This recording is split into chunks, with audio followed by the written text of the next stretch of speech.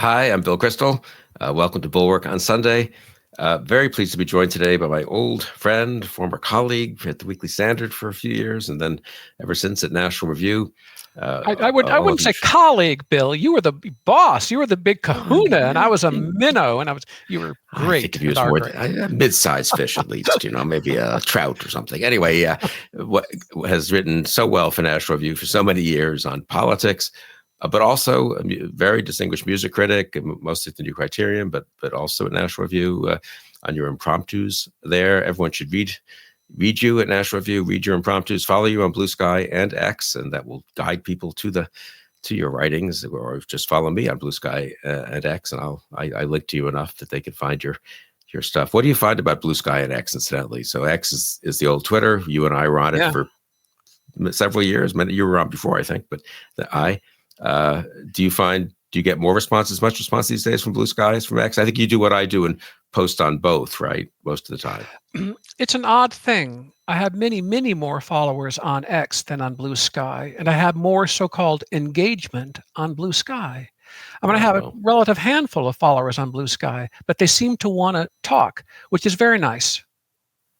Yeah, I think Blue Sky has been successful, and I think we should all make it more so. I have a zillion, almost a million followers on X, but so many of them are not active, is my sense, or I never really look at the responses, but I do see the numbers of just people who read the stuff or I guess click on it, respond to it. I don't read the responses, but that would drive me crazy. But a lot of them maybe don't agree with me or with you anymore. You know what? This is going to be a non-political discussion. We're not going to mention the name of the current occupant of the Oval Office, and talk about literature and maybe get to a little music and opera and poetry too. And I really want to. You're the person who inspired this, both because you've written so well over the years on literature as well as music, but also when did we have dinner after the election? That was maybe a month after, I'm going to say December, maybe early January. Less than that. I can't remember. Maybe 3-4 weeks. And I said, "What's up? How?" And you said you haven't been following politics as much because you vowed. Well, you tell the story. I hadn't been writing about politics. I'm off the wagon now. Yes. I'm a geopolitics, I'm afraid. Yes. But we consume so much media, and sometimes I tell people it's a bit of a laugh line, but it's kind of true that I read like mad from about 0 to 30. And then not much thereafter. My line is, you can't write and read at the same time. And so I've consumed so much media, and I've read in books for the purpose of writing, which is different from reading books properly. And I decided, gol darn it, pretend you're literate, Jay. Read a few books and maybe write about a few of them. So I went on a jag. But this was partly in response to avoiding politics for a few weeks after the election. I think it was for a distraction. For Bill Buckley would say, all politics and no play makes Jack a dull boy. And he was never a dull boy. And I learned pretty quickly, but just about the last thing he wanted to talk about socially was politics. Yeah, interesting. So I have a long list of books I'll never get to, and I knocked a few off. So the one I remember you telling me about, which who I've not read and barely knew of really, was Stefan Zweig. So for me, that's been a revelation. You're telling me about him, and I don't think he's that well known these days as he once was. No, so say a word about him. I feel like he's become a friend of mine. He's someone I admire a great deal, who teaches you, who consoles you. He was a great man of letters, wrote all types of things. All my life I had heard from David Price Jones and others, you must read Stefan Zweig and Joseph Roth. And I had never read any Zweig at all. And Zweig is what, early 20th century? Yes, he's born in, I think, 1881, and he dies by his own hand in 1942 in Brazil. So the first part of his life is at the zenith of cosmopolitan Vienna, a golden age, the beautiful, great, liberal, polyglot, cosmopolitan city. And Zweig had all of European civilization within him, and he knew everybody. World War I comes, great shock. The world is destroyed. 20 years later, we know about that. So I think I first read a novel of his published posthumously, The Post Office Girl. I couldn't put it down. And then I read a better known novel of his, Beware of Pity. Couldn't put it down. And I was a little daunted by his memoirs titled The World of Yesterday. It's big and fat. Are those novels reasonably slim so that one can actually... Those of us who are daunted by big fat books could pick them up? Yes. And they're very... these books are full of emotion. A lot of people don't like Zweig, critics, because he's not real modern. He's not real cool and detached and oblique and indirect. There's just these books are very painful to read. They're real. He gets down to it. And I found myself certainly in Beware of Pity, as I remember. I had to put the book down a few times, not because I was bored, but because it was all too strong. Wow. And then the memoir is the most famous thing maybe he wrote? Yes. It's his Summa. It's an autobiography, but it's also a history of his time. And I'd been told for years, it's such a cliche, one of the most tiresome of cliches. It's all there. But by golly, it's kind of all there in politics and culture and so on. The coming of darkness, of illiberalism, the accommodation of the intellectuals, the capitulation of the intellectuals, the rise of nationalisms, how dislike or even hatred can be fanned by demagogues, especially talented demagogues. He saw all this, and he was a witness in a sense, and he chronicled it absolutely brilliantly. He spent the last many years of his life on this book, and he put it in the Post in Brazil, where he and his wife were living, and the next day they committed a double suicide. Wow. Now he lived, as you were telling me, I'd been to Salzburg a few years ago, first time. You go every summer for the music festival. He lived in Salzburg for quite a bit of time. He did. He was a classic Viennese Jew.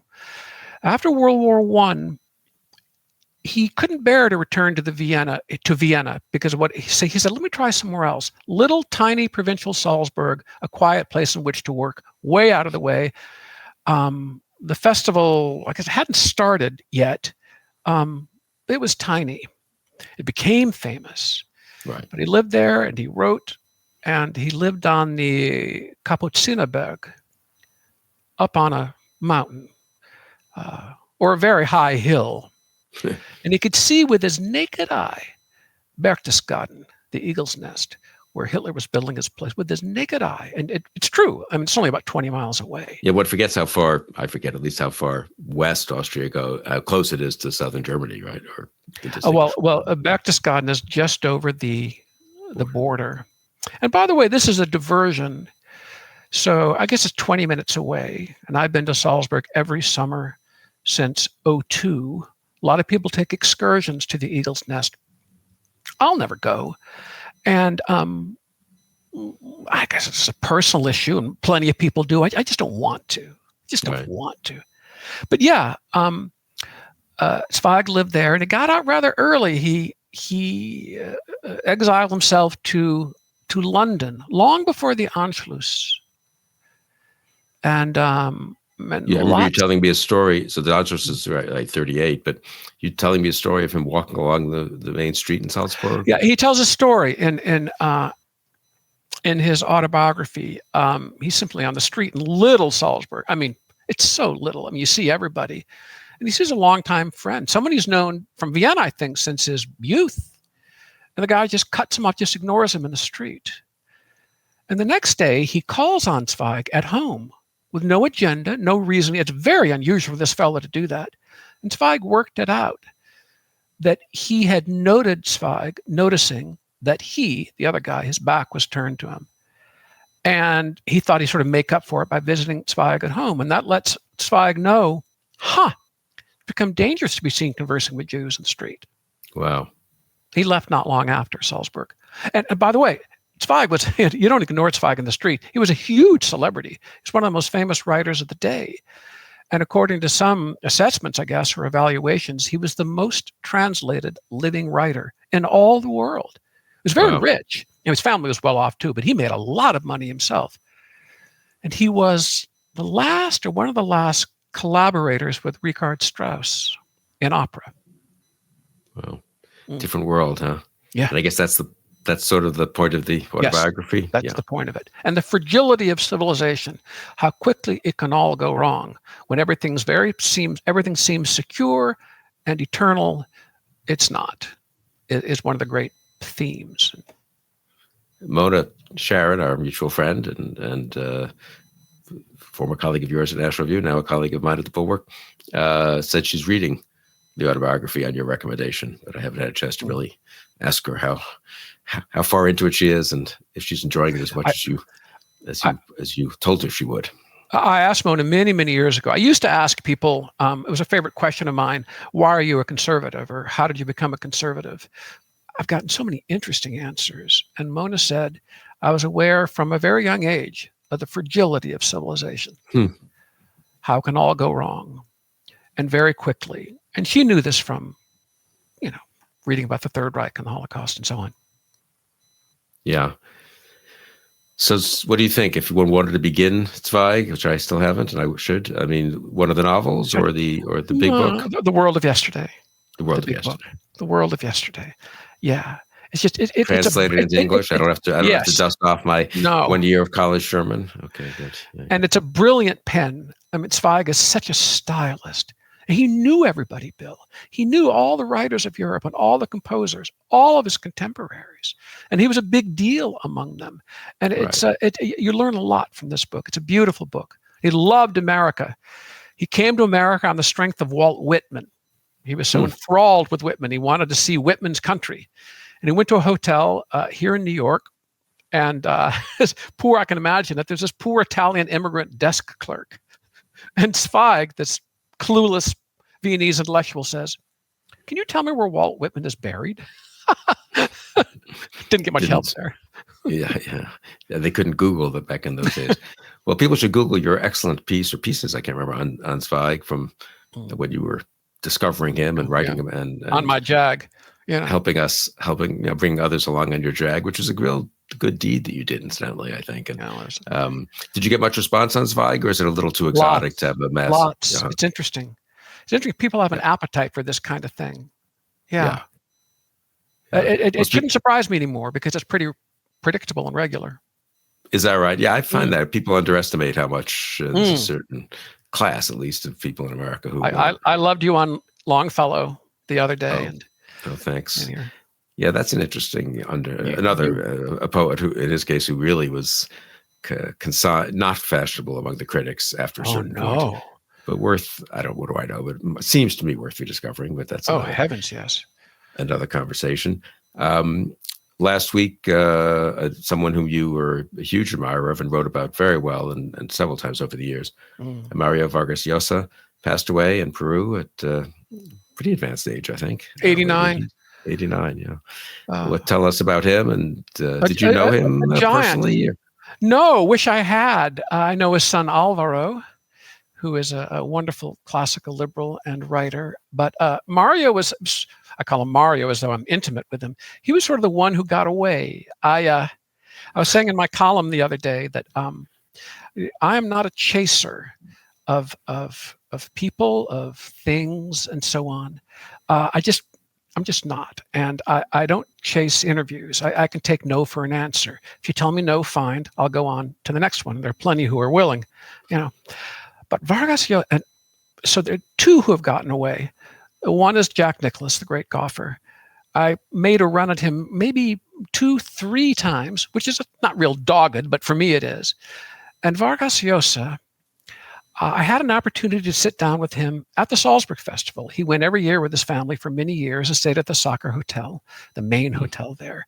And someone said, well, you can meet Vargas Llosa at, say, 3:00 or something. I had a concert to attend and cover, and I thought, I can get Vargas Llosa another time. And that other time never came. But he was a great man of letters, a great novelist, a wonderful thinker, someone who had an influence on a lot of people politically, especially in Latin America. There were two great classical liberals, really, in all of Latin America, Mario Vargas Llosa and Hernando de Soto, the Peruvian economist. They were bosom friends and then had a terrible falling out, which I think is a very sad thing. But Vargas Llosa was, I was saying the other day, and something I wrote, it's fairly easy to recognize giants of the past. It may be harder to recognize them when they're with you. Right. He got a lot of recognition, won the Nobel Prize in literature and so on and so forth. But one of the great writers of our time, a genius. Which of his novels do you recommend to start with, and then and say a word about the recent nonfiction he wrote? Yeah. Well, a friend of mine, a very generous friend, an Italian friend who comes to New York now and then, he likes to bring me books. And he brought me The Feast of the Goat, a novel by Vargas Llosa about the Trujillo dictatorship in the Dominican Republic. And I really wasn't reading novels and that much time, but it's a gift, and I thought I'd read a page or two to tell my friend that I'd read a little of it. And I started this book right shortly before I wanted to go to bed. I think it was about 11:15. And I read the first page, and it was okay. And I read the second page, and it was good. And I read the third page. And I think I fought sleep until about 2:30 in the morning. Wow. And I woke up. I couldn't really move until the book was done. It had me by the throat. And I mean, I wasn't an idiot. I knew that Vargas Llosa was a novelist, but I knew him primarily as a political person because my great interests had been political. And so I had done this novel, and I called my friend David Price Jones, who's a real literato and a novelist as well as a political writer like Vargas Llosa. And I said, David, the guy's a frickin' genius. Am I the last to know? And he said very politely, yes, you are. Well, that book is pretty early in his career, or no, it's later. It's a later book, and I've read, because of the work I've done and the book I wrote, many accounts and depictions of dictatorships, many memoirs, histories, so on. This novel's just about the best. Wow. What it's like to live in, as Robert Conquest would say, a non-consensual society. Just as a digression, but you have written a book on dictators, or maybe more than one, 2 books, I can't remember anymore, and written so extensively on it also in your columns, and interviewed people and gone to the conferences in Oslo of dissidents and so forth. And I'm just curious, what else is must reading for what life is like in a dictatorship? Anything, 1 or 2 others come to mind? Yes. One of the best accounts of a dictatorship I ever read was by a Canadian woman. I think her name is Elizabeth Abbott. She wrote about the Duvaliers in Haiti. She married a member of the Haitian elite. She had access to everyone. And her account of the Duvaliers, especially Papa Doc, is just riveting. And also a brilliant English journalist with the name Michaela Wrong, like the English word wrong. She's an Africanist. She's from Oxford or Cambridge, I can't remember. And she wrote an account of the Mobutu dictatorship in the country that he renamed Zaire. Magnificent. Yeah. Wow. And then your friend Natan Sharansky's prison memoir, Fear No Evil. Yeah, that is a wonderful book. I haven't looked at that in quite a while. I should. Yeah. What? And then the recent book you wrote, what's it, The Call of the Tribe? Is that what it's called? The Call of the Tribe is Mario Vargas Llosa's intellectual autobiography. It's an account of his influences, and it's also a book in which he pays tribute to his influences. He started out on the left, as so many have and do. And then he found people like Isaiah Berlin and George Orwell and Friedrich Hayek and Karl Popper and the 2 great Frenchmen, Aron and Ravel, or 2 of the great Frenchmen. And they changed him forever. And toward the end of his life, Vargas Llosa pays tribute to these people for letting him know how best to think. And his great man, all of it, Ortega y Gasset is one of them. But the great figure, the one he starts with, the only non-20th century figure, is Adam Smith. And it sounds a little hokey, But Mario Vargas Llosa was very far from a sappy, sentimental man, very far. But he traveled to the little place in Scotland where Smith is buried to lay flowers at his grave. Wow. It's really something. Really something. I have not read that. I need to read that. Because all those are wonderful writers who, and I have thought it, that you and I discussed this over the last 8, 9 years, I guess now, 10 years almost, the need to rediscover a lot of those writers who influenced him so much. And, I read some of when I was younger, but, and certainly influenced my parents and other people of that generation so much. But I don't know, rediscovering these really strong defenders of liberalism in the broad sense of liberalism, I think is so useful today. And I mean, important always, but maybe particularly urgent today. Well, I was saying after Vargas Llosa died, Charles Krauthammer, his life was turned by Isaiah Berlin's 4 essays on liberty, right, which he read when I think he was 17 and just enrolled at McGill. And he never departed from this. And he said if he could give a gift to every high school graduate, it would be 4 essays. I would like to place into the hands of everyone The Call of the Tribe. I had it's been, I don't know, 7, 8 years, 5, 6 years, I don't know. But I had a lunch with a fairly big group of young people on the right. And they all very much admired the writer Patrick Deneen and his book about the failure of liberalism. And they were all, disciples would be too strong a word, but they were very impressed by him, and which unnerved me a little. But then that got me to thinking about the people who impressed me early on: Bill Buckley, Irving Kristol, Norman Podhoretz, George Will, Robert Conquest, so on and so forth. We all have influences of people who shape us, for good or ill. Right. And Vargas Llosa pays marvelous tribute. It's a beautiful, beautiful book. It's also an expression of gratitude. Yeah, what does the title mean, The Call of the Tribe? That's the worst thing about the book. It's the worst thing about the book. To me, the title is completely misleading, because the book is about resisting the call of the tribe, resisting tribalism and rising above it. And I think, here's a roster of his tribe. Here are his fellow tribesmen. It's his tribe. Right. They're kind of an anti-tribe. And he quotes Popper at length, I think. And Popper was wonderful on the malign influence of a tribe. A tribe can be good. Sometimes you need a tribe, for heaven's sakes, for protection and so on and so forth. But yes, if I could change one thing about the book, it would be its title. Interesting. You also wrote recently about a book that I read decades ago, I will admit, and again, mean to get back to it, haven't. Now famous again, maybe because of this Netflix series, or I think it's Netflix, or one of those. It is Netflix. It is Netflix. The Leopard by Lampedusa. So God, what a book. So God, what a book. I can say one word about it, which I remember when I read it, and I think it was maybe in college, it was sort of famous. There'd been a movie, it came out in 57 or 58, I think, in Italy. It came out after this aristocrat, Giuseppe de Lampedusa, died. This was the only book he wrote. He wasn't a writer. He was a aristocrat, had an estate in Sicily. A reader. He'd been preparing his whole life to disgorge this book. Yeah. It's amazing. And he submitted the manuscript. It was rejected by 2 prestigious Italian publishing houses, if I'm not mistaken.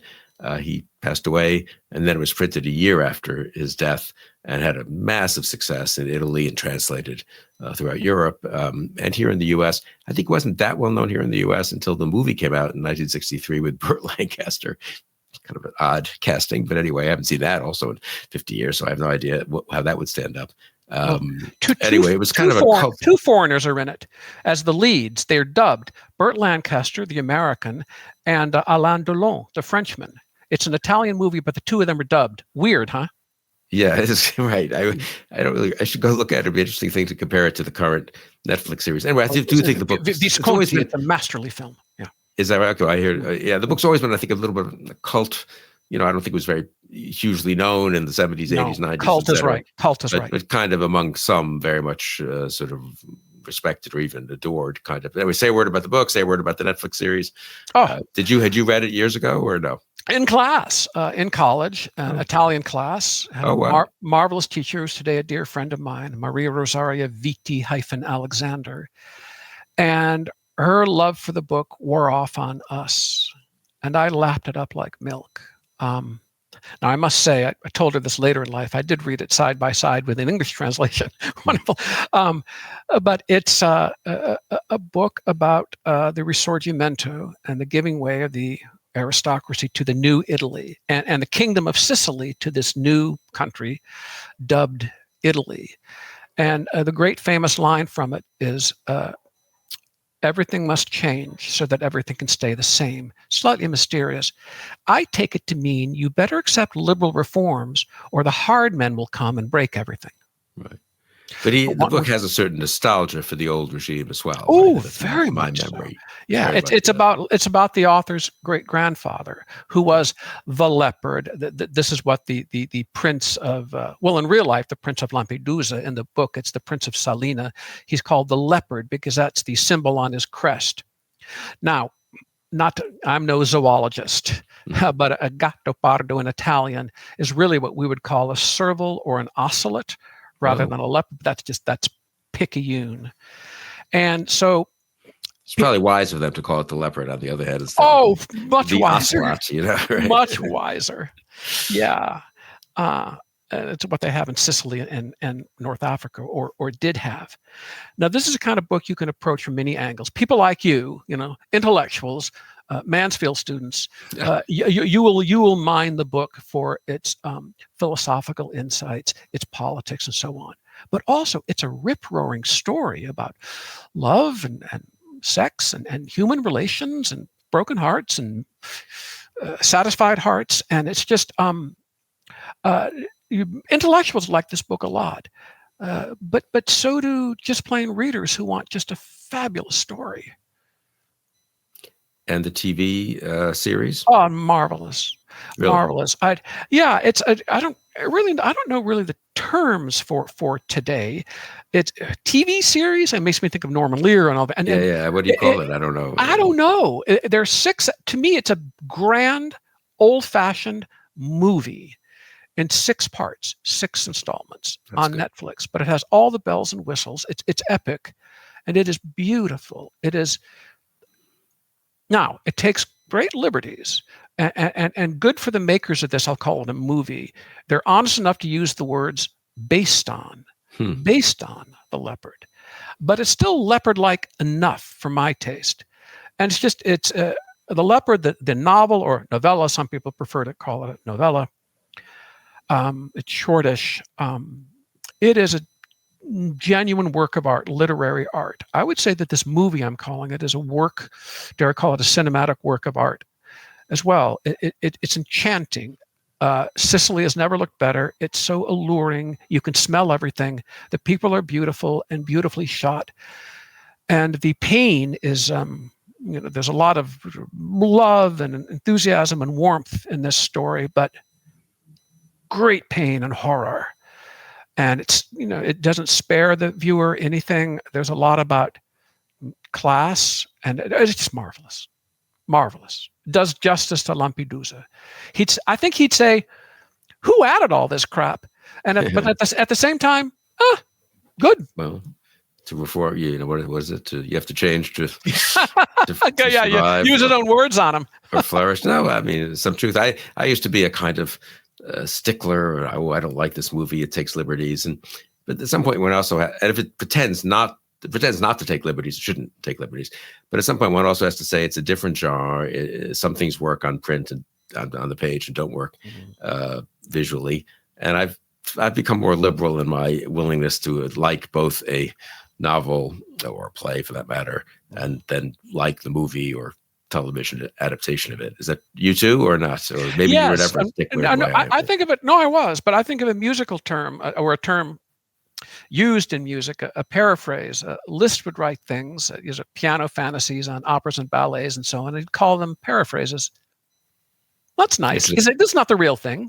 This is Liszt is saying. I don't think he'd use this language. This is me riffing, Liszt would say.